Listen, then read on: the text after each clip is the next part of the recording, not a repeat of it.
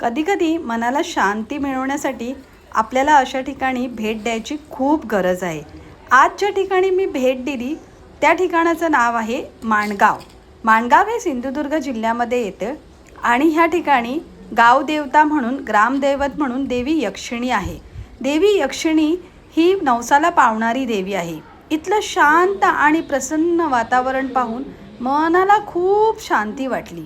देवी यक्षिणीला आपण नवसाला पावणारी देवी असेही म्हणतो।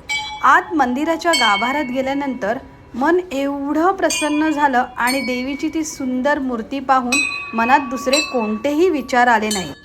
इथला घंटानाद, प्रसन्न वातावरण आणि देवीची मूर्ती पाहून मनात दुसरे कुठलेही विचार आले नाही। मन एकदम शांत होऊन गेले। या मंदिराचे वैशिष्ट्य म्हणजे पारंपरिक कोकणी पद्धतीचे बांधकाम।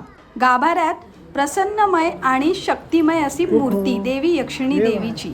या मंदिराचं वैशिष्ट्य म्हणजे कोकणी पद्धतीचं बांधकाम आणि इथली शांत प्रसन्नमय मूर्ती, जिला पाहिल्यावर मन खरंच खूप प्रसन्न होतं। जरा पुढे गेल्यावर तुम्हाला दत्त मंदिर देखील मिळेल। जर तुम्ही कधी कोकणात सिंधुदुर्ग जिल्हा माणगाव येथे आलात तर दत्त मंदिर आणि देवी यक्षिणीची नक्की भेट घ्या। तुम्हाला देवीचा आशीर्वाद नक्कीच लाभेल। आणि हा शॉर्ट व्हिडिओ जर तुम्हाला आवडला तर चॅनल नक्की लाईक करा, शेअर करा, सबस्क्राईब करा आणि लोकांबरोबर ही माहिती शेअर करायला विसरू नका। पुन्हा भेटूया नवीन व्लॉग सोबत आणि नवीन माहिती